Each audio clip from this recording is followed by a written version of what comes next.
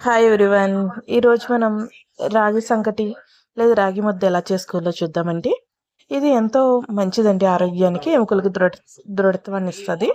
చిన్నపిల్లలకు కూడా ఎంతో మంచిదండి. దీంట్లో నెయ్యి వేసుకుని తింటే ఎంత కమ్మగా ఉండాలంటే అంత కమ్మగా ఉంటుందండి. సో ఇంకా చూసేద్దాం మరి ఎలా చేసుకోవాలో. ఓకే, నేను ఇప్పుడైతే ఒక గ్లాస్ బియ్యం తీసుకుంటున్నానండి. ఆ గ్లాసు బియ్యాన్ని ఒక గిన్నెలోకి తీసుకుని శుభ్రంగా కడిగి 1-2 సార్లు కుక్కర్లోకి తీసుకున్నాను. ఇప్పుడు ఒక గ్లాస్ బియ్యానికి సుమారుగా 8-9 గ్లాసుల నీళ్లు పోసి తగినంత ఉప్పు వేసి కుక్కర్ మూతను పెట్టేసి 5-6 విజిల్స్ వచ్చేంత వరకు ఉడికిస్తానండి. ఇలా ప్రెషర్ అంతా పోయాక మూత తీసి చూసి అన్నం బాగా ఉడికాక ఆ ఉడికిన అన్నంలో నేనైతే ఇక్కడ రాగి పిండి ఏ గ్లాస్తో బియ్యం తీసుకున్నానో అదే గ్లాస్తో 2 గ్లాసుల రాగి పిండిని వేసుకుంటున్నానండి. అంతకంటే ముందు 1-2 గ్లాసుల నీళ్ళని కూడా పోసుకున్నానండి. పోసాక ఈ రాగి పిండిని రైస్ని బాగా కలిపి బాగా ఉక్కే వరకు ఉంచాలండి.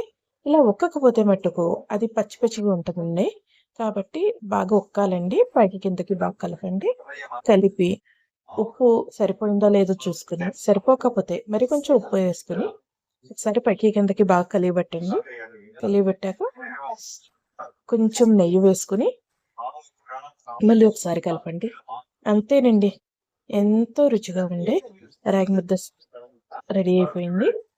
ఈ రాయలసీమ స్పెషల్ రాగి ముద్దని నేను మా ఆంధ్ర చేపల పులుసుతో తింటున్నానండి.